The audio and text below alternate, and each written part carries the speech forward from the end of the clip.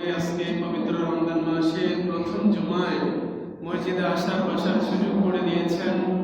আল্লাহ রাব্বুল আলামিনের দরবারে সবাই আবার শুকরিয়া আদায় করে পড়ি আলহামদুলিল্লাহ।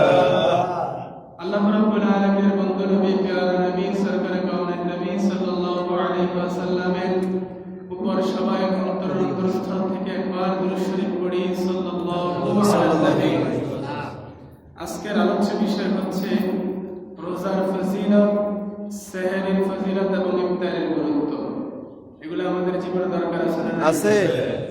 আল্লাহ রাব্বুল আলামিন পবিত্র কালামুল্লাহ শরীফের মধ্যে পবিত্র বাকারা সূরা বাকারার 185 নম্বর আয়াতে আল্লাহ রাব্বুল আলামিন বলেন, শাহরু রমাদান আল্লাযী উনজিলা ফীহিল কুরআন হুদাল লিন-নাসি ওয়া বায়িনাতিন মিনাল হুদা ওয়াল ফুরকান। সুবহানাল্লাহ। আল্লাহ রাব্বুল আলামিন বলেন, রমজান মাসে যাতে করে কোরআন অবতীর্ণ হয়েছে। কোন মাসে কোরআন অবতীর্ণ হয়েছে? রমজান মাসে। এবং আল্লাহ বলেন মানুষের হেদায়েতের জন্যই আল্লাহ পাক রব্বুল আলামিন এই কোরআনকে নাযিল করেছেন। সুবহানাল্লাহ।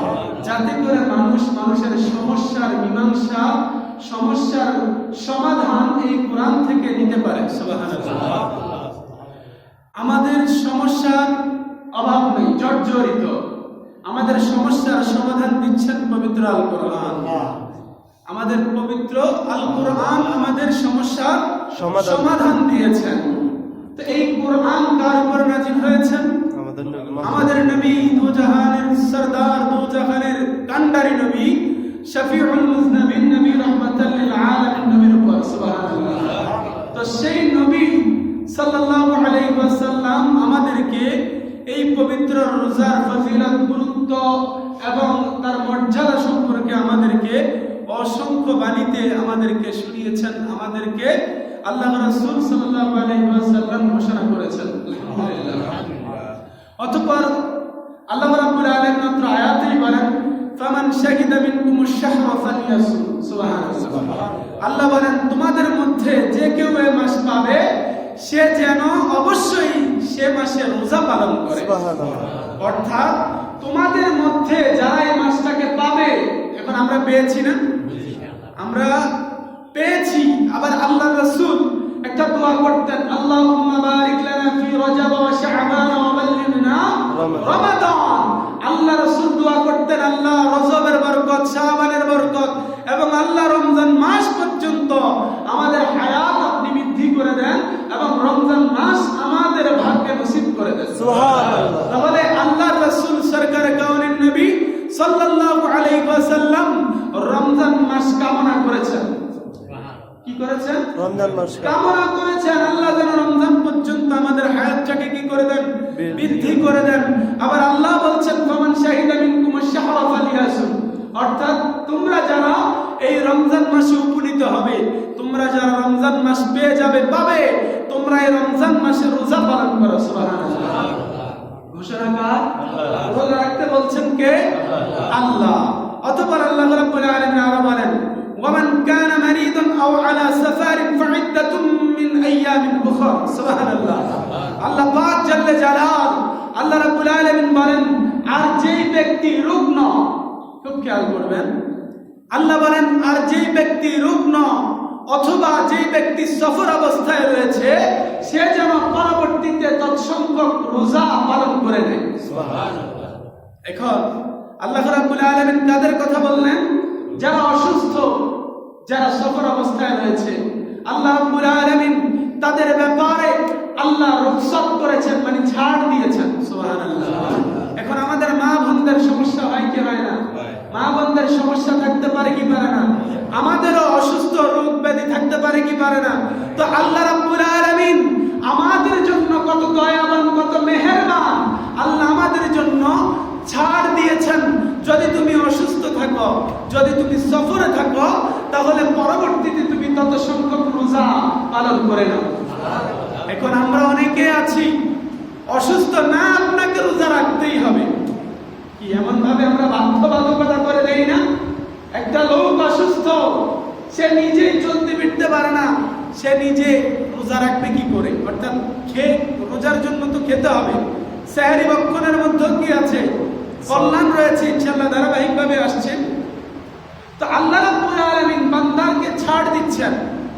বান্দাকে রুখসত করছেন, তাহলে বান্দার তা গ্রহণ করা উচিত নয়। বান্দার তা গ্রহণ করা উচিত। এই গ্রহণের মধ্যেও আল্লাহর কল্যাণ আছে। কেননা আপনাকে সুযোগটা করে দিয়েছেন কে? আল্লাহ। তাহলে আল্লাহর সুযোগ আমরা গ্রহণ করব না? যদি আমরা অসুস্থ থাকি তাহলে আল্লাহ ছাড় দিয়েছেন। আর যারা অসুস্থ নয়, যারা দিব্যি সুস্থ, তাদের ব্যাপারে আল্লাহ রাসূলের ঘোষণা, তারা যেন রোজা না ভাঙে। যদি রোজা ভাঙে তাহলে তারা সারা জীবন রোজা রাখলেও তার কাফারা আদায় হবে না। ঠিক। তাহলে এটা কাদের জন্য রুখসত? অসুস্থ ব্যক্তির জন্য।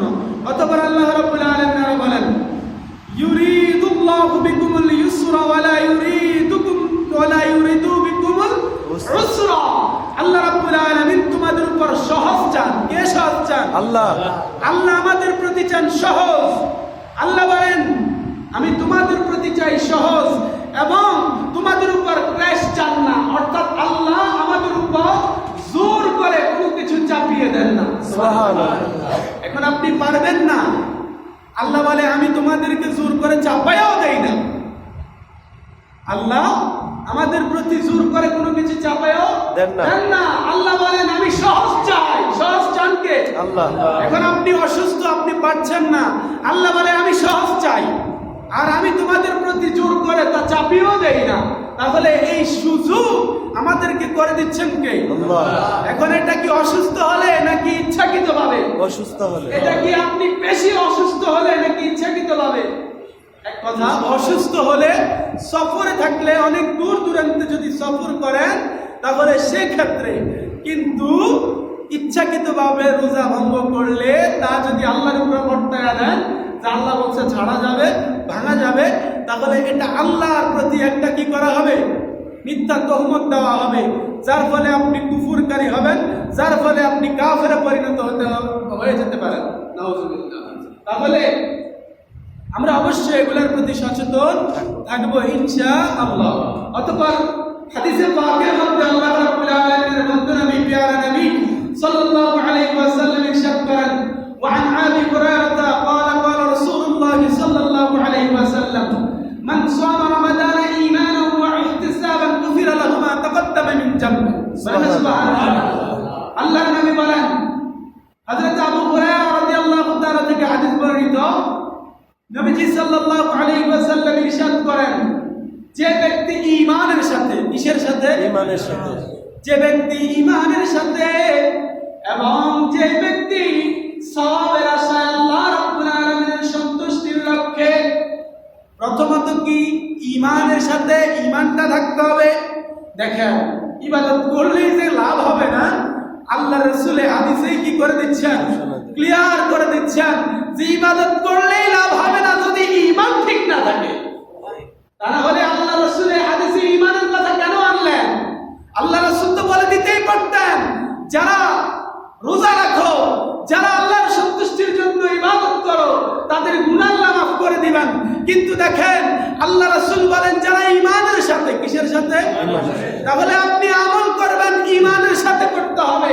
আপনি আমল করবেন বেঈমানের সাথে করলে কোনো লাভ হবে না।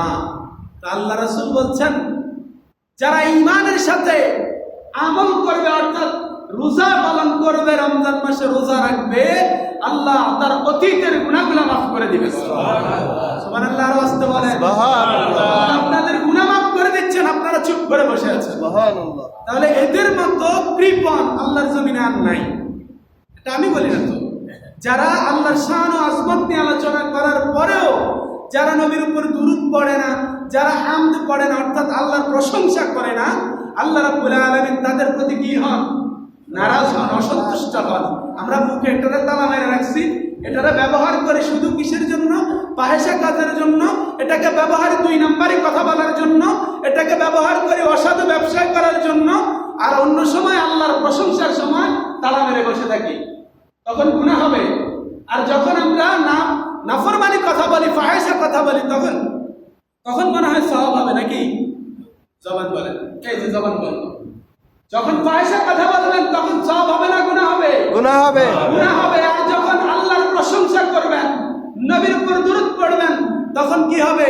সওয়াব হবে। তাহলে সওয়াব দরকার আছে তো। আছে। তাহলে সওয়াব দরকার হলে অবশ্যই আমরা সওয়াবের আশায় আমরা সুবহানাল্লাহ আলহামদুলিল্লাহ দুরূদ শরীফ পড়বো না ছাড়বো? পড়বো।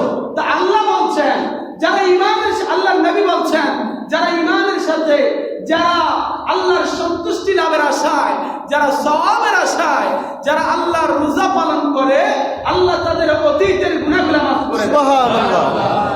অতঃপর আল্লাহর নবী আরো বলছেন ওয়ামান কামা রমাদানা ঈমানান ওয়া ইহতিসাবান গুফিরা লাহু মা তাকাদ্দামা মিন যামবি। আর যারা রাতের বেলায় দাঁড়িয়ে দাঁড়িয়ে ইবাদত বন্দেগী করে, যারা রাতের বেলায় আল্লাহর ইবাদতে মশগুল থাকে, আল্লাহ তাদের ব্যাপারেও নবী ঘোষণা দেন, আল্লাহর নবী ঘোষণা দেন আল্লাহ রাব্বুল আলামিন তাদের অতীতের গুনাহগুলো মাফ করে দেন। এছাড়াও আল্লাহর নবী আরো বলেন ওয়ামান কামা লাইলাতুল কদরি ঈমানান ওয়া ইহতিসাবান গুফিরা লাহু মা তাকাদ্দামা মিন যামবি। এই মাসের মধ্যে আল্লাহ এমন একটা স্পেশাল রাত্রি দান করেছেন, এই মাসের মধ্যে আল্লাহ এমন একটা গুরুত্বপূর্ণ রজনী দান করেছেন, যে ব্যক্তি এই রজনী পেল এবং ঈমানের সাথে যেই ব্যক্তি এই রজনীতে ইবাদত বন্দেগী করলো, আল্লাহ রাব্বুল আলামিন তাদের অতীতের গুনাহগুলো মাফ করে দিবেন। সুবহানাল্লাহ। তাহলে এই মাসে বান্দার গুনাহগুলো থাকে না ঝরে? জোরে আল্লাহ গুনাহগুলো রাখতে চান না মাফ করে দিতে চান? মাফ করে দিতে চান। আল্লাহ চায় বান্দা তোমরা পরহেজগারদের অন্তর্ভুক্ত হও। আল্লাহ বলেন আমি চাই তোমরা পরহেজগার অর্জন করো, আর বান্দা আল্লাহর থেকে মুখ ফিরিয়ে নিয়ে জাহান্নামে যেতে প্রস্তুত। আল্লাহ চায় তোমরা জান্নাতে যাও, আর আমরা যেতে চাই কোথায়? জাহান্নামের মধ্যে। আমরা যেতে চাই কোথায়? জাহান্নামের মধ্যে। ওই যে যেমনটা কবরের মধ্যে প্রশ্ন করা হবে, দেখেন কবরের মধ্যে প্রশ্ন করা হবে মান রব্বুকা, তোমার রবকে। অতঃপর বলবে মান দীনুকা, বলবে কি দিনিয়াল ইসলাম। বান্দা দুইটা প্রশ্নের উত্তরে অনায়াসে দিয়ে দিবে, কিন্তু একটা প্রশ্নের উত্তরে গিয়ে 99% মানুষ আটকে যাবে। বলেন তো সেটা কি? যখন বলবে মান হাদার রাসূলু, অর্থাৎ নবীকে দাঁড় করিয়ে আল্লাহর ফেরেশতারা প্রশ্ন করবেন যে এই ব্যক্তি সম্পর্কে তোমার ধারণা কি, এই ব্যক্তি সম্পর্কে তুমি কি জানো, এই ব্যক্তি সম্পর্কে তোমার ঈমান কি? সে ব্যক্তি বলবে লোকেরা বলতে শুনেছি, আমি ওইভাবেই তিনাকে চিনেছি। এই উত্তরে কি আল্লাহ সন্তুষ্ট হবেন? না। 99% মানুষ দুইটা প্রশ্নের উত্তর দিবে, কিন্তু দুইটা প্রশ্নের উত্তর দিয়ে সে জান্নাতে যেতে পারবে না যতক্ষণ না পর্যন্ত সে নবীকে চিনতে পারবে। কথা বুঝতে পারছেন? বুখারী শরীফের মধ্যে একটা প্রশ্নের কথাই আসছে যে নবীকে দাঁড় করিয়ে নবীকে দেখিয়ে বলবে ইনি কে, চিনুনি তিনাকে? যারা ইমানদার, যারা ফরহেজগার, যারা মুত্তাকি, যারা আল্লাহওয়ালা, তিনারা বলবে হ্যাঁ তিনি হচ্ছেন দুজাহানের বাদশা নবী, তিনি হচ্ছেন সর্বশ্রেষ্ঠ নবী, তিনি হচ্ছেন উম্মতের কান্ডারি নবী। তো সেখানের মধ্যে যেমনি করে আপনি নবী না চিনলে আপনার কোনো কাজেই আসবে না, ঠিক দুনিয়ার জমিনের মধ্যেও আমাদেরকে আমলের কথা শোনানো হচ্ছে, ঈমানের কথা শোনানো হচ্ছে, তারপরে আমরা ঈমান থেকে বিমুখ, আমল থেকে বিমুখ। কবরের মধ্যে যখন জাহান্নামে নেওয়া হবে তখন আপনি উসিলা দিলেও কোনো কাজ হবে না, কারণ আপনার সম্মুখে আলোচনা হচ্ছে কি হচ্ছে না? হচ্ছে। আপনার সামনে কোরআন হাদিস থেকে আলোচনা হচ্ছে কি হচ্ছে না? হচ্ছে। তারপরেও যদি আমরা না মানি, আল্লাহর দিকে দোষ দিলে, আল্লাহর দিকে অর্থাৎ তহমত দিলে কোনো কাজ হবে? বরং তখন আর কোনো এক্সকিউজ চলবে না, তখন ডাইরেক্ট কোথায়? জাহান্নাম। তখন ডাইরেক্ট জাহান্নাম। অতএব বাবারা আমার, আমল দরকার আছে না নাই? কিসের সাথে? ঈমানের সাথে। কিসের সাথে? ঈমানের সাথে। ঈমানের সাথে আমল করবেন তো আল্লাহ পাক রব্বুল আলামিন জান্নাত কয়টা বানিয়েছেন? 8টা। কয়টি? 8টি। হযরত সাহাল ইবনে সাআদ রাদিয়াল্লাহু তাআলা থেকে বর্ণিত, আল্লাহর নবী সাল্লাল্লাহু আলাইহি ওয়াসাল্লাম ইরশাদ করেন, আল্লাহ পাক রব্বুল আলামিন 8টা জান্নাত কি করেছেন? তৈরি করেছেন। আল্লাহ 8টা জান্নাত সৃষ্টি করেছেন, তার মধ্যে একটা জান্নাতের নাম হচ্ছে রায়্যান। সুবহানাল্লাহ। আল্লাহর নবী বলেন শুধুমাত্র রোজাদার ব্যক্তিরাই ওই জান্নাতের মধ্যে প্রবেশ করবে। শুধুমাত্র রায়্যান নামক ওই দরজা দিয়ে আল্লাহর রোজাদার ব্যক্তিরা কোথায় যাবে? জান্নাতের মধ্যে প্রবেশ করবে। তাহলে আমাদের জান্নাতে যদি যেতে হয় রোজা পালন করতে হবে কি হবে না? দেখেন আমাদের জাকাত, অর্থের জাকাত আছে না নাই? আমরা এই রমজান মাসে 1 বছর পূর্ণ করে হিসাব করি আমাদের জাকাতের হিসাবটা। আজকে আমার জাকাতের আলোচনা নয়, জাস্ট আমি আমার মূল কথাটা বোঝানোর জন্য বলছি। আল্লাহ রাব্বুল আলামিন সম্পদের জাকাত করেছেন কি করে নাই? আল্লাহ রাব্বুল আলামিন আল্লাহর অন্যান্য সম্পদের থেকে আল্লাহ যেটাকে আমরা বলি দান সদকা বলি, অন্যান্য সম্পদের দান সদকা আছে না নাই? কিন্তু আল্লাহ রাব্বুল আলামিন আমাদের এই শরীরের জন্য জাকাত নির্ধারণ করেছেন রোজাকে। সুবহানাল্লাহ। তাহলে আমাদের শরীরের জাকাত কি? রোজা। আমাদের এই শরীরের জাকাত রোজা। আল্লাহর নবী বলেন ওয়ান আবি হুরায়রা রাদিয়াল্লাহু তাআলা قال قال رسول الله صلى الله عليه وسلم لكل شيء زكاة وزكاة الجسد الصوم والصيام نصف الصبر। সুবহানাল্লাহ। আল্লাহর নবী বলেন, হযরত আবু হুরায়রা রাদিয়াল্লাহু তাআলা থেকে হাদিস বর্ণিত, আল্লাহর নবী বলেন প্রত্যেক কিছুরই জাকাত রয়েছে, আর আমাদের দেহের জাকাত হচ্ছে রোজা। সুবহানাল্লাহ। তাহলে দেহের হক আদায় করতে হলে রোজা রাখতে হবে কি হবে না? তাহলে রোজা রাখতে হবে। রোজা রাখলেই আমাদের দেহের জাকাত কি হবে? আদায় হবে। অতঃপর দেখেন অন্যত্র হাদিসে পাকের মধ্যে হযরত আবু হুরায়রা রাদিয়াল্লাহু তাআলা থেকে বর্ণিত যে আমার আপনার প্যারা রাসূল সাল্লাল্লাহু আলাইহি ওয়াসাল্লাম, সবাই পড়ি সাল্লাল্লাহু আলাইহি ওয়াসাল্লাম, এই যে এটা পড়তেছেন 10 নেকি পাচ্ছেন, 10 নেকি আমার আল্লাহ কি করছেন? 10 থেকে 70, 70 থেকে 700, আবার আল্লাহ বলেন তার চাইতে অধিক আল্লাহ সওয়াব দান করতেছেন। সুবহানাল্লাহ। অথচ দুরূদ শরীফ পড়েছেন কয়বার? একবার। তাহলে জবানটাকে বন্ধ রাখবেন না। নবীর উপর আমি যখনই হাদিস পড়ে সাল্লাল্লাহু আলাইহি ওয়াসাল্লাম পড়ব, আপনারাও পড়ার চেষ্টা করবেন ইনশাআল্লাহ। অতঃপর দেখেন হযরত আবু হুরায়রা রাদিয়াল্লাহু তাআলা থেকে বর্ণিত, তিনি বলেন আল্লাহর রাসূল প্যারা রাসূল সাল্লাল্লাহু আলাইহি ওয়াসাল্লাম ইরশাদ করেছেন আদম সন্তানের প্রতিটি নেক, এখানে বলা হয় নাই ফরজ, এখানে বলা হয় নাই ওয়াজিব, এখানে বলা হয় নাই মুস্তাহাব। আল্লাহ রাসূল বলেন আদম সন্তানের প্রতিটি নেক, সেটা কি মুস্তাহাব হতে পারে, সেটা নফল হতে পারে, সেটা সুন্নাত হতে পারে। আল্লাহর নবী বলেন আদম সন্তানের প্রতিটি নেক আমল আল্লাহ 10 গুণ হতে 700 গুণ পর্যন্ত বৃদ্ধি করে দেন। সুবহানাল্লাহ। কয় গুণ থেকে কত গুণ? 10 গুণ থেকে 700 গুণ। এখন তো আমরা সবাই লাভের পাগল। 10 টাকা ইনভেস্ট করে আমরা 70 টাকা লাভ করতে চাই, চাই কি চাই না? একমাত্র লেবুই তার প্রমাণ। লেবুর এখন কি হয়েছে? একটা পিস 25 টাকা 30 টাকা। দরকার নাই তো আমাদের লেবু খাওয়ার। আমরাই তো সিন্ডিকেট যারা করে তাদেরকে প্রশ্রয় দিচ্ছি, আমরাই তো তাদেরকে কি করছি? সিন্ডিকেট করার আরো সুযোগ করে দিচ্ছি। এখন তাদেরকে সুযোগ করে দিচ্ছেন মানে আরেকজন এভাবে অসাধু ব্যবসায়ী শুরু হয়ে যাবে, সেও পরের দিন আরেকটা জিনিসের দাম বাড়িয়ে দিয়ে এভাবে সিন্ডিকেট করা শুরু করবে। চিন্তা করবে বাঙালি জাতির যেমনে খায় তেমনি খায়, তাহলে তাদেরকে কি করতে হবে? এভাবে চুষা খাইতে হবে, ঠিক কিনা? তাহলে এগুলো আমরা বয়কট করে দেন, দেখবেন লেবু আগের নেয় আলি 20 টাকাতে চলে আসে। সিন্ডিকেটদেরকে এভাবে শিক্ষা দেন। অলরেডি কিন্তু গতকালকে খবরে দেখলাম 40 টাকা চলে এসেছে। এটা কেন? এটা আপনাদের প্রতিবাদের কারণে। এভাবে করে কি করতে হবে? প্রতিবাদ করতে হবে। দেখবেন যে সিন্ডিকেট ব্যবসায়ীরা নিজেরাই শিক্ষা পেয়ে যাবে। অতঃপর দেখেন আল্লাহর নবী বলেন এই রোজা আল্লাহ রাব্বুল আলামিনের জন্য। এই রোজা কার জন্য? আল্লাহ রাব্বুল আলামিনের জন্য। ইন্টারেস্টিং হাদিস সামনের দিকে আসতেছে, দেখবেন আল্লাহ রাব্বুল আলামিন তার প্যারা রাসূল সাল্লাল্লাহু আলাইহি ওয়াসাল্লাম বলেন রোজাদারের জন্য 2টা খুশি। কয়টা খুশি? 2টা খুশি। 2টা খুশি।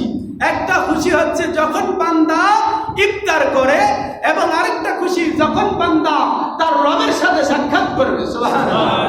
একটা ইফতারের সময়, আরেকটা যখন তার বান্দা অর্থাৎ বান্দা রবের সাথে সাক্ষাৎ করবে, তখন এই বান্দার জন্য 2টা আনন্দ, 2টা খুশি। সুবহানাল্লাহ। একটা কোথায়? ইফতারের সময়, আরেকটা রবের সন্তুষ্টিতে রবের সাথে সাক্ষাতের সময়। আল্লাহ রাব্বুল আলামিন রোজাদারের মুখের গন্ধ আল্লাহ রাব্বুল আলামিন অনেক অনেক অনেক পছন্দ করেন। সুবহানাল্লাহ। কাদের গন্ধ? রোজাদারের মুখের গন্ধ পছন্দ করেন কে? আল্লাহ। তাদের গন্ধ, মুখের গন্ধ হতে পারে আপনার নিকটবর্তী বন্ধুর কাছে খারাপ লাগছে, হতে পারে আমার পাশে বসে থাকা মানুষটার কাছে খারাপ লাগছে, হতে পারে আপনার সহধর্মিনীর কাছে খারাপ লাগছে, হতে পারে আপনার সন্তানের কাছে, আপনার এই মুখের গন্ধ খারাপ লাগছে, কিন্তু আমার আপনার এই রোজাদারের মুখের গন্ধ যিনি পছন্দ করেন তিনি কে? জিনার কাছে মেশক অম্বরের চাইতে অধিক সুগন্ধিময় লাগে, তিনি কে? আল্লাহ। তাহলে কোন মানুষের কাছে খারাপ লাগলে আমার কিছু যায় আসে না, আমার রবের কাছে তো অধিক প্রিয়, আমার রবের কাছে তো অনেক ভালো। সুবহানাল্লাহ। এই রোজা হচ্ছে ঢাল স্বরূপ, এই রোজা হচ্ছে আমাদের জন্য ঢাল স্বরূপ। এই রোজা আমাদেরকে কি করবেন? জাহান্নাম থেকে হেফাজত করবেন, জাহান্নাম থেকে আমাদের জন্য সুপারিশ করবেন। সুবহানাল্লাহ। রোজা বলবে আল্লাহ দিনের বেলায় সে আমাকে নানান প্রবৃত্তি থেকে, নানান কুপ্ররোচনা থেকে, নানান চিন্তা ভাবনা থেকে, আমাকে দিনের বেলায় পানাহার থেকে, আমাকে স্ত্রী সঙ্গম থেকে, আমাকে হারাম কাজকর্ম থেকে, আমাকে এই বান্দা আমাকে সম্মান করেছে, ইজ্জত করেছে। আল্লাহ আমি চাই আপনি তাকে জান্নাতি হিসেবে কবুল করে নেন। আর কুরআন বলবে আল্লাহ এই ব্যক্তি রাতের বেলায় দাঁড়িয়ে দাঁড়িয়ে আমাকে শ্রবণ করেছে, আমাকে পড়েছে, আমাকে সম্মান করেছে। ও মাওলা আমি কুরআন চাই আল্লাহ আপনি তাকে জান্নাত দান করেন। তাহলে আপনি আমি রোজাকে সম্মান করলে, কোরআনকে ইজ্জত করলে এরাও আমাদের জন্য সুপারিশ করবে। সুবহানাল্লাহ। এই রোজা সম্মান আমাদের প্রত্যেকের দেওয়ার দরকার আছে না নাই? সেটা কিভাবে? গালিগালাজ করে একে অপরকে? এটাও কিন্তু রোজার একটা কি মর্যাদা, এটাও রোজার একটা মর্যাদা। রোজার বেলায় রোজা রেখে আপনি ফাহিশা কাজের মধ্যে লিপ্ত, আপনি হারাম কাজের মধ্যে লিপ্ত, আল্লাহর নবী সরকার কাওনাইন নবী সাল্লাল্লাহু আলাইহি ওয়াসাল্লাম বলেন ওই ব্যক্তির জন্য রোজা রাখার মধ্যে কোনো কল্যাণ নাই। যে ব্যক্তি হারাম ছাড়তে পারলো না, যে ব্যক্তি মুখের হেফাজত করতে পারলো না, যে ব্যক্তি হাতের হেফাজত করতে পারলো না, যে ব্যক্তি থেকে অন্য মুসলমান নিরাপদ থাকতে পারলো না, ওই ব্যক্তির এই অনাহার, ওই ব্যক্তির এই পানাহার, সেই ব্যক্তি পানাহার করেছে ঠিকই, কিন্তু আল্লাহর জন্য তার এই পানাহার কোনো কাজেই আসবে না। তাহলে আমরা কতজনেই তো আছি রোজা রাখছি, হারামটা ভক্ষণ করতেছি, রোজা রাখতেছি, হারাম কাজ করতেছি। হতে পারে সেটা মুখের দ্বারা, হতে পারে সেটা কলমের দ্বারা, হতে পারে সেটা হাতের দ্বারা, হতে পারে সেটা পায়ের দ্বারা। কোনো না কোনো ওয়েতে আমরা হারামের সাথে সম্পৃক্ত আছি। আবার রোজাদার বলেও নিজেকে দাবি করি, কিন্তু আল্লাহর নবী বলেন তাদের এই রোজা তাদের জন্য কোনো কাজেই আসবে না। তাহলে রোজা রাখতে হবে রোজা রাখার মতো। আমার জবানটা হেফাজত থাকবে, আমার হাত, আমার কর্ম, আমার কাজ, আমার সমস্ত কিছুই হেফাজত থাকতে হবে। তাহলেই আমার রোজাটা পরিপূর্ণ রোজা হিসেবে গণ্য হবে। সুবহানাল্লাহ বলি না বাবারা? অতঃপর দেখেন আমরা সুলতান মাহমুদ গজনবীর নাম শুনেছি। সুলতান মাহমুদ গজনবী এক শিষ্য ছিল। সে শিষ্য তার অনেক ভালোবাসতো, অর্থাৎ তার তিনাকে অনেক ভালোবাসতো। এটা বলার ঘটনাটাও আমি ব্যাখ্যা করছি। তো সুলতান মাহমুদ গজনবী তিনি একবার তিনার রাজদরবারের মধ্যে সবাইকে ডেকে তিনি তিনার হীরা মণি মুক্তা সবগুলো এভাবে ছিটিয়ে দিয়েছেন। ভাইরা, ও ভাইরা, তো তিনি এভাবে মণিমুক্তা হীরাগুলা কি করে দিয়েছেন? ছিটিয়ে দিয়েছেন যে নাও তোমরা এগুলা নিয়ে নাও। অতঃপর তিনার রাজ্যে থাকা ওই মানুষগুলো এগুলা কুড়িয়ে কুড়িয়ে নিচ্ছেন। এখন এখানের মধ্যেও যদি এমন অফার দেওয়া হয় আমার মনে হয় কেউ নিবে না, নিবে না। তো সুলতান মাহমুদ গজনবী তিনি যখন এভাবে ছড়িয়ে ছিটিয়ে দিলেন, দিয়ে তিনি সামনের দিকে অগ্রসর হয়ে চলে যাচ্ছেন, পিছনের দিকে তাকিয়ে দেখেন তিনার ওই শিষ্য অথবা তিনার ওই যে অনুচর ছিল সেই ব্যক্তি, তিনি জিজ্ঞেস করলেন কি ব্যাপার? সবাই হীরামণি মুক্তাগুলা কুড়িয়ে কুড়িয়ে নিচ্ছে আর তুমি আমার পিছনে পিছনে ছুটলে? ওই লোক বলতেছে আরে তারা তো এগুলা তাদের প্রয়োজন, সেজন্যই তারা এগুলা নিচ্ছে, কিন্তু আমার তো এগুলার প্রয়োজন না। আমার প্রয়োজন হচ্ছে এগুলার মালিককে। সুবহানাল্লাহ। তাকে দরকার, এগুলার মালিক, এগুলার যে মালিক আমার তাকে দরকার। তো আমি যদি তাকে পেয়ে যাই তাহলে আমার এগুলা তো আর দরকার নাই, এগুলা তো আমার এমনিতেই চলে আসবে। সুবহানাল্লাহ। তো তেমনি করে এই রোজা কার জন্য? আল্লাহর জন্য। আল্লাহর জন্য। এই রোজা কার জন্য? আল্লাহর জন্য। আস-সাওমু লি ওয়া আনা আজদি বিহি।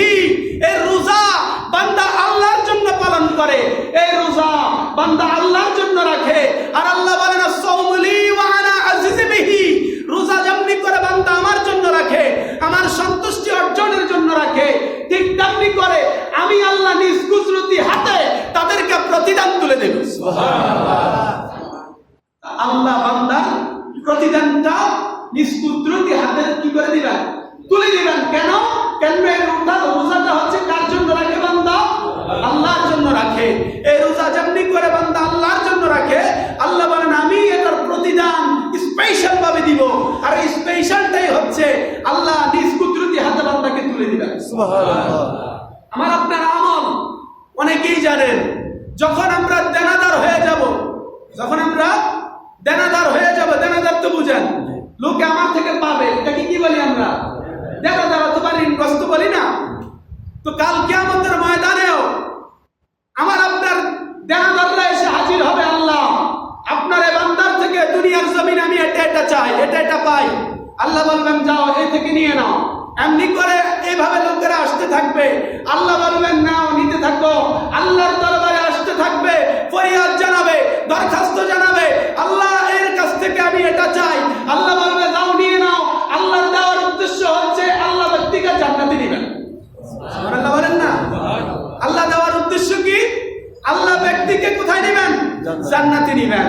এবার আসেন আল্লাহ রাব্বুল আলামিন এর দরবারে এসে বলবে আল্লাহ রোজার এখানে তো তার সওয়াব অনেক অনেক অনেক দেখতেছি। আল্লাহ বলবেন হে বান্দা তুমি অন্য সব দিকে হাত দাও, কিন্তু এই রোজার দিকে তুমি হাত দিও না। সুবহানাল্লাহ। অর্থাৎ রোজা সে রেখেছে কার জন্য? আল্লাহর জন্য। আল্লাহর জন্য। যখন তার আরো দেনাদার থেকে যাবে, তার আমল দিয়ে দেওয়া হবে, তারপরেও তার দেনাদার থেকে যাবে, আল্লাহকে বলবে আল্লাহ তার তো এখানে অনেক আমল দেখা যাচ্ছে, আল্লাহ এখান থেকে যদি দিয়ে দেন তাহলে তো আমি আমার কি পেয়ে যাই? পাওনাটা পেয়ে যাই।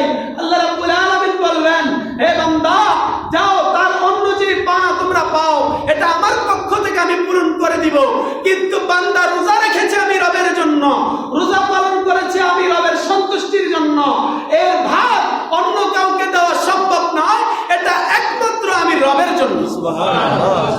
আল্লাহ আপনার নামাজের ভাগ দিয়ে দিবেন, আপনার অন্যান্য আমলের ভাগ দিয়ে আপনাকে আল্লাহ জান্নাতে নিতে চায়।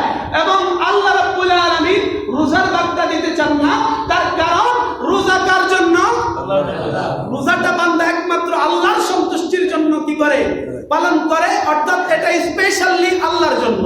এজন্যই আল্লাহ বলেন এটা আমার জন্য, প্রতিদানটাও আমি তাকে দিব। সুবহানাল্লাহ। তাহলে এখনো অনেকে আছেন, অনেক ভাইরাই আছেন রোজা থেকে গাফেল, আছেন না নাই? রোজা থেকে আমরা এখনো গাফেল, ইবাদত থেকে এখনো গাফেল। আমি অনুরোধ করব এই রোজা আল্লাহ রাব্বুল আলামিন দিয়েছেন এমনি এমনি মাসটাকে কাটানোর জন্য নয়, এই রোজাটাকে দিয়েছেন বান্দাকে পুত পবিত্র করার জন্য। বান্দাকে কি করার জন্য? পুত পবিত্র করার জন্য। আল্লাহ বান্দাকে সৃষ্টি করেছেন জাহান্নামে পাঠানোর জন্য না, আল্লাহ বান্দাকে সৃষ্টি করেছেন জাহান্নামের আযাবে তাকে পোড়ানোর জন্য না।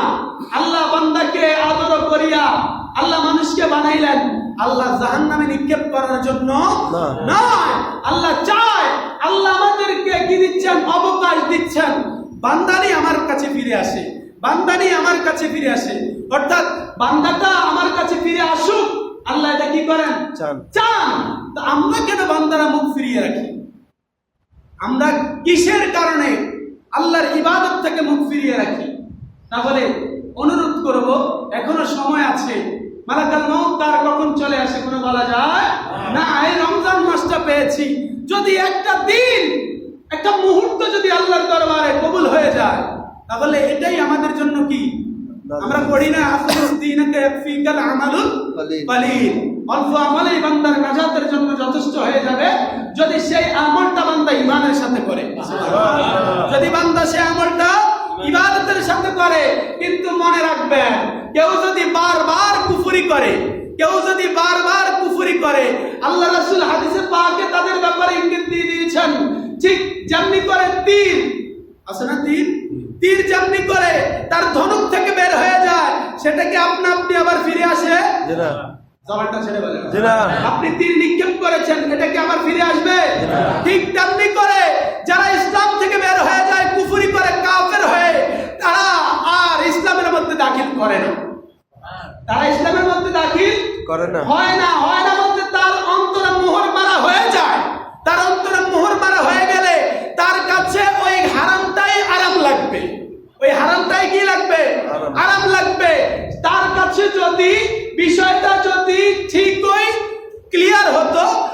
সে একবার অন্যায় করে দ্বিতীয়বার আবার সে কুফরি আকীদা পোষণ করে না। কিন্তু তার মধ্যে আল্লাহ কি করে দিয়েছেন, মোহর মেরে দিয়েছেন বারবার করার কারণে। সে আর আসবেই তো না, আল্লাহ তো খুলে রেখেছেন দরজা, কিন্তু সে কি আসতেছে? আসবে না। একবার, দুইবার, তিনবার, বারংবার যারা কুফরি করে, বারংবার যারা ইসলাম নিয়ে, আল্লাহ রাসূলের শান ও আজমত নিয়ে যারা দেদারসে বাজে বাজে মন্তব্য করে, এদের জন্য ওই তীরের উপমা আল্লাহ রাসূল বলেছেন, ধনুক থেকে তীর বের হয়ে গেলে যেমনি ফিরে আসে না, ঠিক তারাও ইসলামের মধ্যে দ্বিতীয়বার আর দাখিল করবে না, অর্থাৎ ফিরবে না। আর এখন কি আল্লাহ কি তাদের জন্য রাস্তা বন্ধ করে দিয়েছেন? না, বরঞ্চ তারা বারবার করার কারণে তারা তাদের অবস্থানটা এটা করে নিয়েছেন। বারবার করার কারণে, কিসের কারণে? বারবার করার কারণে। আল্লাহ আমাদেরকে হেদায়েত দান করুক, সবাই বলি আমিন। হ্যাঁ, কেউ যদি না বুঝে কুফরি করে, আল্লাহ তাদেরকে কি করে দিবেন? মাফ করে দিবেন, না বুঝে করলে। আর কেউ যদি বুঝে শুনে বারবার করে, এই বুঝে শুনে করাটা আল্লাহ কি করবেন না? মাফ করবেন না। আর রাসূলের শানে গুস্তাখি হলে তো সেটা তো আল্লাহ মাফই করবেন না। কার শানে? নবীদের শানে যারা গুস্তাখি করবে, আল্লাহ সেটার ব্যাপারে ডাইরেক্ট ডিক্লার। কেন জানেন? উহুদের ময়দানে আল্লাহ রাসূলের দান মোবারক শহীদ হয়েছে কি হয় নাই? আল্লাহ রাসূল কি অভিশাপ দিয়েছেন? দেন নাই। আল্লাহ রাসূল অভিশাপ দিয়েছেন? দেন নাই। দান শহীদ হয়েছে, রক্ত ঝরেছে না? অভিশাপ তো দিলেন না। কিন্তু যখন আল্লাহর ফরজ বিধান, যখন আল্লাহ ফরজ বিধান যুদ্ধের ময়দানে, অন্য এক যুদ্ধের ময়দানে যখন আল্লাহ রাসূল ফরজ বিধান অর্থাৎ আসরের নামাজ ইহুদীদের কারণে, মুশরিকদের কারণে কাজা হয়ে গেছে, পড়তে পারে নাই। আল্লাহ বলছে, আল্লাহ যাদের কারণে আমি তোমার ফরজ ইবাদত করতে পারি নাই, যাদের কারণে আমি ফরজ তোমার আসরের নামাজ পড়তে পারি নাই, আল্লাহ তুমি তাদেরকে, তুমি তাদেরকে হেদায়েত দান করো। কিন্তু আল্লাহ কি বলে জানেন? ইয়া রাসূলুল্লাহ, না না না না, যারা আপনার রক্ত ঝরিয়েছে তাদের ব্যাপারে আপনি কিছুই বলেন নাই, কিন্তু আমার ফরজের ক্ষেত্রে আপনি তাদেরকে অবকাশ দিচ্ছেন, কিন্তু আমি আল্লাহ তা মানব না। আল্লাহ কি কয়? আল্লাহ কয় আমি তা মানব না, আমি তাদেরকে এই সুযোগটা দিব না। এজন্য আল্লাহ মুনাফিকদের জানাজা কি করেছেন? হারাম করেছেন। আরে বাবা, বলতে কষ্ট হয় না? নবীজির জন্য মুনাফিকদের জানাজা আল্লাহ কি করেছেন? হারাম করেছেন। নবীজিকে বলছি, ইয়া রাসূলুল্লাহ আপনি মুনাফিকদের জানাজার নামাজ পড়াবেন না। এখন আমাকে বলেন তো, মুনাফিকরা কি মুসলমান না ইহুদি? মুসলমান। মুনাফিকরা কি মুসলমান? মুনাফিকরা মুসলমান, কিন্তু তাদের নাম ভিন্ন। তারা কিন্তু কাফের নয়, বরং তারা কাফেরের চাইতো আরো জঘন্য। তারা কাফেরের চাইতো আরো জঘন্য। তাই মুনাফিকদের জানাজা যেখানে আল্লাহ পড়তে দেয় না, নবীজিকে নিষেধ করে দিলেন, ইয়া রাসূলুল্লাহ আমার তরফ থেকে আপনার অনুমতি নাই মুনাফিকদের জানাজা পড়া। সেখানের মধ্যে আমরা তাদেরকে কিভাবে আমরা তাদেরকে ভালো বলবো? সুযোগ আছে কোনো? যেখানে আল্লাহ বলেন, ওয়া মিনান নাসি মান ইয়াকুলু আমান্না বিল্লাহি ওয়া বিল ইয়াউমিল আখির ওয়া মা হুম বিমুমিনিন। আল্লাহ এখানেও ক্লিয়ার কাট বলে দিলেন, ইয়া রাসূলুল্লাহ তারা বলে ঈমান এনেছে, তো ঈমান আল্লাহ মুসলমান না? আরে কথা বলেন, ঈমান আল্লাহ মুসলমান তো। তো আল্লাহ নবীজিকে বলছেন, ইয়া রাসূলুল্লাহ তারা বলে তারা ঈমান এনেছে, তারা বলে তারা মুসলমান, তারা বলে তারা পরহেজগার, তারা আল্লাহকে মানে, তারা রাসূলকে মানে। আল্লাহ কয়, ইয়া রাসূলুল্লাহ তাদের থেকে সাবধান, তারা মুনাফিক। তারা কি? মুনাফিক। তারা মুনাফিক। তারা মুখে মুখে ঈমান এনেছে, তারা মুখে কালেমা পড়েছে, কিন্তু অন্তরের মধ্যে তাদের হচ্ছে দুই নম্বরী। অন্তরের মধ্যে কি? দুই নম্বরী। অতএব বাবারা আমার, আমল করতে হবে ঈমানের সাথে, আমল করতে হবে ঈমানের সাথে। যা আমি পূর্বে হাদিসে বললাম, গুফিরা লাহু মা তাকাদ্দামা মিন জামবি, আল্লাহ রাব্বুল আলামিন ঈমানান ওয়া ইহতিসাবান গুফিরা লাহু মা তাকাদ্দামা মিন জামবি। যারা ঈমানের সাথে রোজা রাখবে, আল্লাহ তাদের কি করে দিবেন? অতীতের গুনাহ মাফ করে দিবেন। সবাই বলি সুবহানাল্লাহ। আল্লাহ আমাদের গুনাহগুলো মাফ করে দিক, সবাই বলি আমিন। এবার আসেন ইফতার। আমরা করি কি করি না? ইফতার আল্লাহ রাসূল সরকারে কাউনিন নবী সাল্লাল্লাহু আলাইহি ওয়াসাল্লাম খেজুর দিয়ে ইফতারি করতেন। সুবহানাল্লাহ। আল্লাহর নবী বলেন, তোমরা খেজুর দিয়ে ইফতার করো, যদি তোমাদের খেজুর না থাকে তাহলে তোমরা পানি দিয়ে ইফতার করো, আর পানি হচ্ছে পবিত্র। সুবহানাল্লাহ। এবং অন্যত্র হাদিসে পাকের মধ্যে যে আনাস রাদিয়াল্লাহু তাআলা থেকে বর্ণিত, নবীজি কাঁচা পাকা খেজুর দিয়ে ইফতার করতেন। সুবহানাল্লাহ। নবীজি কাঁচা পাকা খেজুর দিয়ে ইফতার করতেন।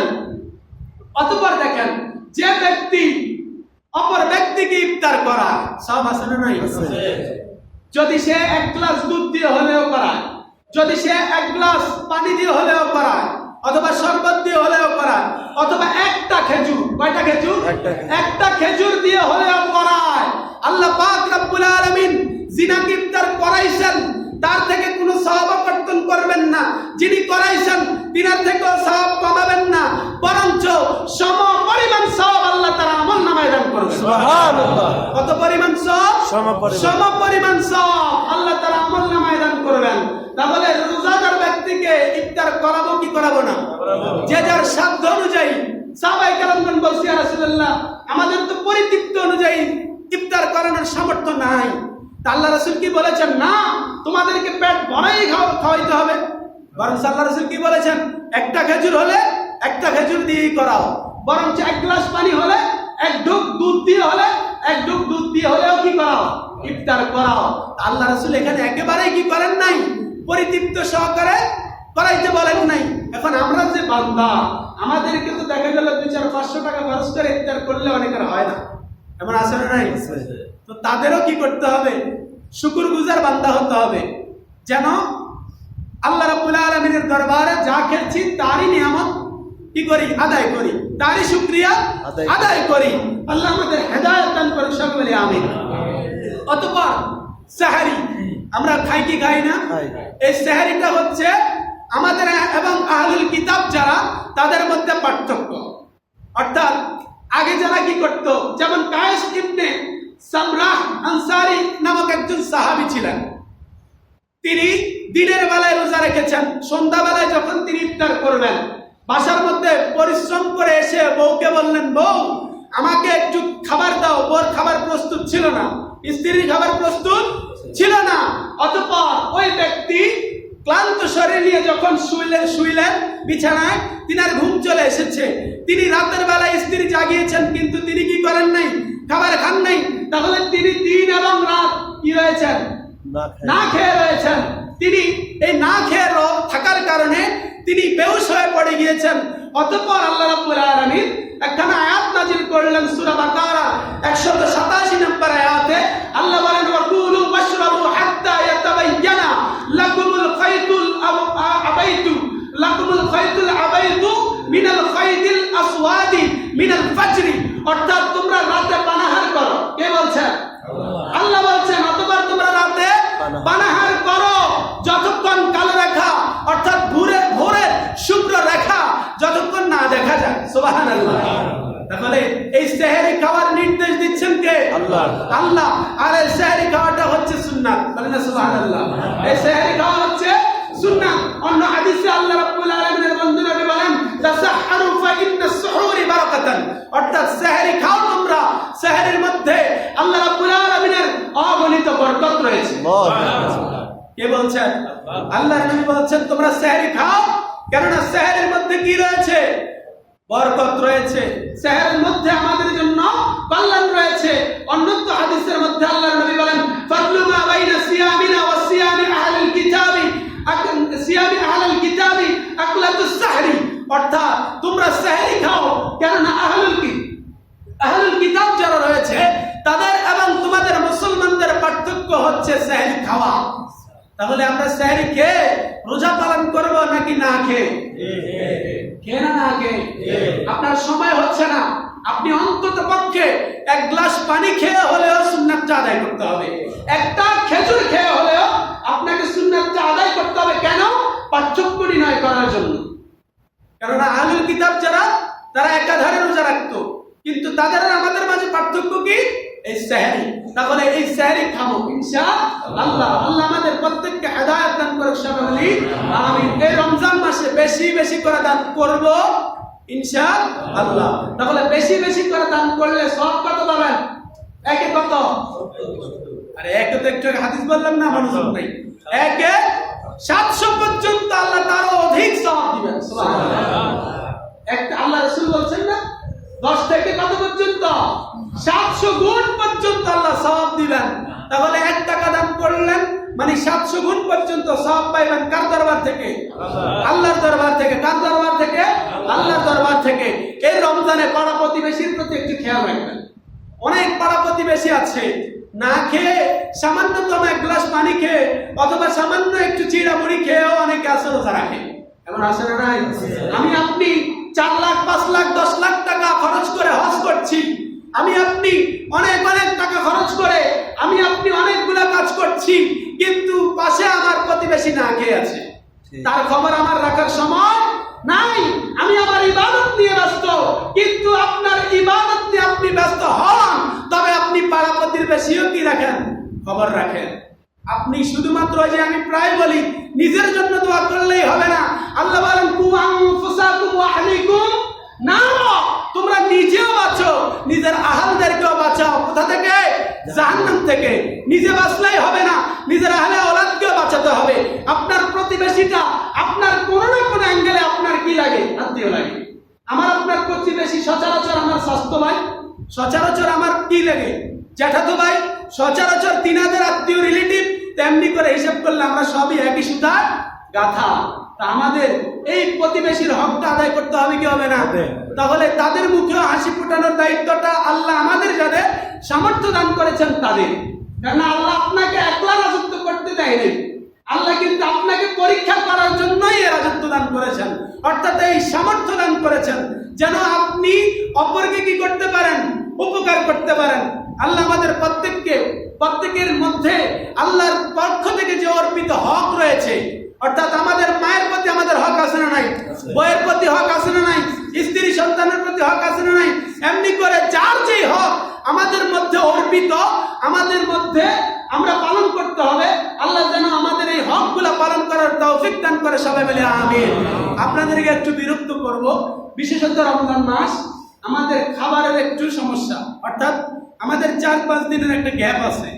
একজন ভাই খাওয়াইতেন, তিনার এখন একটু সমস্যা, ঠিক আছে? তো এখন এই সমস্যাটা যদি কেউ সমাধান করেন এই রমজান মাসের খাতিরে, আল্লাহ পাক রব্বুল আলামিন তাকে সওয়াব দান করবেন না?